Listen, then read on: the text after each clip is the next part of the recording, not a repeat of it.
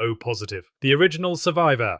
Humanity began with the O lineage, not O positive exactly, but the stripped-down prototype version. Picture early humans wandering barefoot across continents they did not name, eating plants they definitely should have interrogated first, and trying not to die before noon. Those people were running on O-type blood. No A antigen, no B antigen, just the plain H antigen sitting there like a blank name tag, hoping predators had bad eyesight. O positive eventually emerged when the Rh positive factor appeared, the biological equivalent of installing an upgrade while outrunning lions. Because most of humanity inherited that Rh positive switch, O positive became the workhorse of the species. It could donate to the majority of other humans, which in prehistoric times translated directly into, "Congratulations, you can save the entire tribe if someone gets stabbed by a poorly whittled spear." This blood type thrived in hunter-gatherer life. These people lived on meat, nuts, berries, and whatever plant wasn't quietly plotting homicide. Their immune systems were built for unpredictability, and evolution gave O carriers a bonus feature: malaria resistance. The malaria parasite had a harder time making O-type cells clump together. Less clumping meant fewer catastrophic deaths, which in ancient Africa was the closest thing to winning the genetic lottery. But O-positive also came with an exposed H antigen, which might as well be a neon welcome mat for gut pathogens.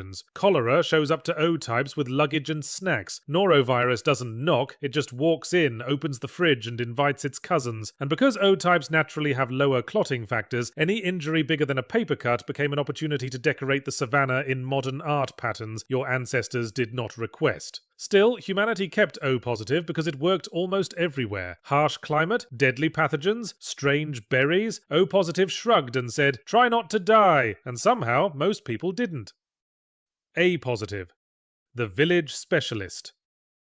Eventually, humans got tired of walking thousands of miles for snacks and invented farming, a choice still debated by historians and anyone with seasonal allergies. Suddenly, people were living on top of each other in cramped settlements, breathing directly into one another's respiratory systems, inventing the first airborne group projects. A positive evolved right in the middle of that bacterial soup. The A antigen gave these early farmers stronger immune defenses against the diseases that spread in packed communities: cholera, typhoid, whatever Colin from Hut 3 brought home without washing his hands. Farming also created a new diet: grains, legumes, and cultivated plants. A positive handled that transition like a champ. This blood type carries both the A antigen and the Rh positive factor, which makes hospitals love it. A positive individuals can receive from A positive, A negative, O positive, and O negative, a donor menu more generous than most people's social circles. But the A antigen is sticky. Literally, sticky cells clump more easily, which is why A-types have higher clotting risks. Pair that with the fact that A-positive individuals often run naturally higher cortisol, and you get immune systems built for saber-toothed tigers reacting to modern annoyances like emails, traffic, and someone microwaving fish at work. Ancient A-types needed vigilance, modern A-types get anxiety. Still, A-positive became the backbone of early civilization, the immune system built for crowds, crops, and the germ-sharing chaos of humanity finally staying in one place.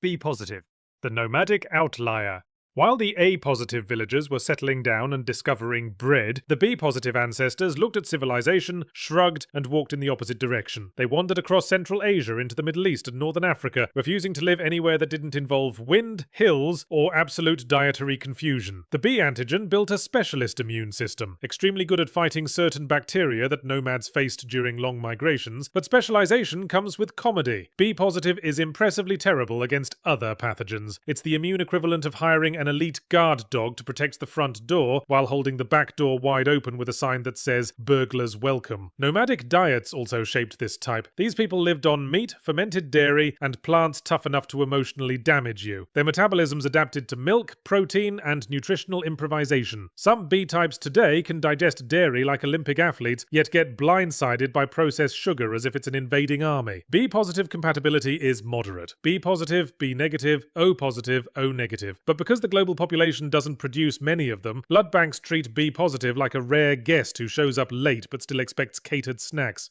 AB positive, the recent merge.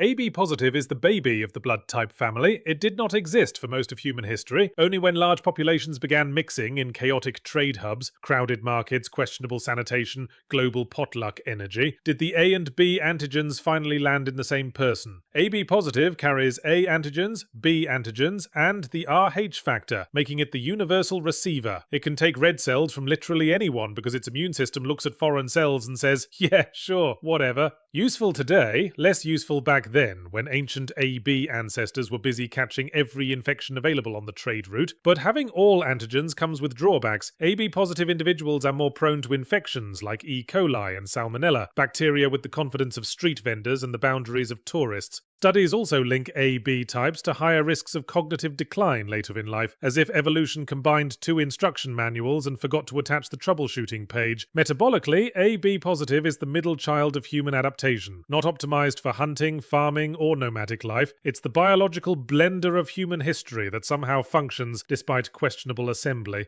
O negative, the emergency backup. Less than 7% of humans have O negative, but it remains one of the most medically valuable blood types on Earth. Its red cells have no A antigen, no B antigen, and no Rh factor. It is a biological blank slate, the universal donor. Long before modern hospitals, O negative carriers were prehistoric lifesavers. If someone was gored by an animal, stabbed by a rival tribe, or fell out of a tree while showing off, O negative blood could save nearly anyone in the group. Evolution didn't make it common, but it made it unforgettable.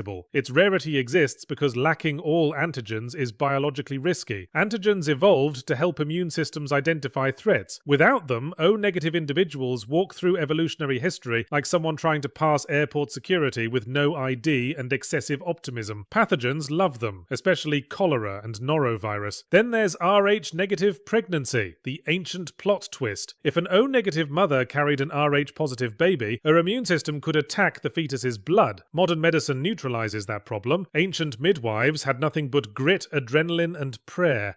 A-negative, the selective villager.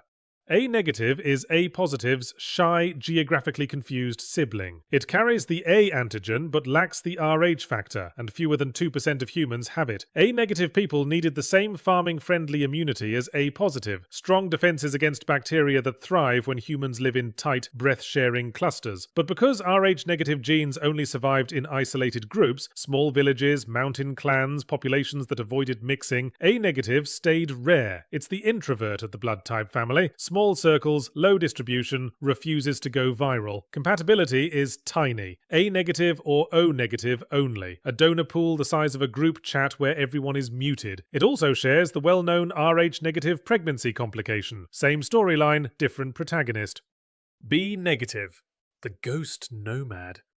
B-negative is what happens when the nomadic B lineage picks up the Rh-negative variant somewhere in a remote valley and then forgets to leave a forwarding address. Fewer than 1% of humans have it, making it one of the rarest blood types in the world. It carries the B antigen but lacks the Rh factor, giving it the same specialist immune personality as B-positive. Good at some infections, hilariously unprepared for others. Evolution built B-negative to survive isolated wandering groups, not modern grocery stores full of questionable produce. Geographically, B-negative appears in strange clusters. Central Asia, Middle Eastern mountain ranges, isolated nomadic communities, like someone spilled the genetic map and never bothered to pick it up. Compatibility is tiny, B-negative or O-negative only. Hospitals treat it like precious cargo. AB-negative. The unicorn.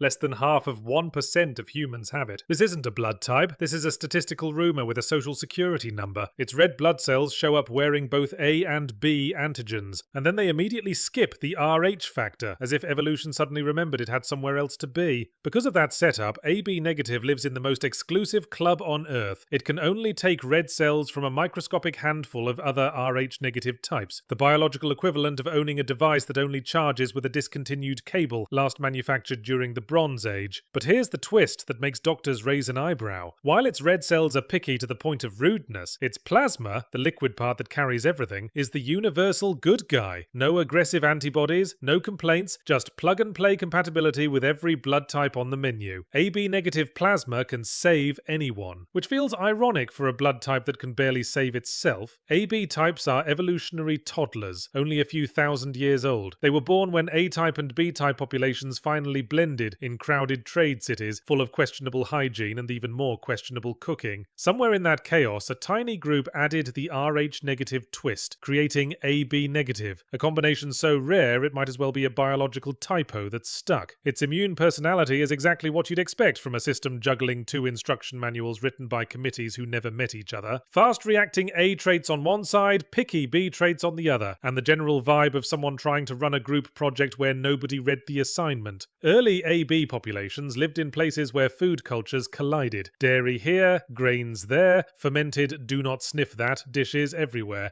Even with all this, AB-negative plasma remains priceless, one of the rarest medical resources on Earth, a microscopic unicorn that can help everyone, except, inconveniently, the person who actually has it. And if you want more anatomy explained with unnecessary enthusiasm and excessive sarcasm, subscribe! It's cheaper than supplements and significantly more effective.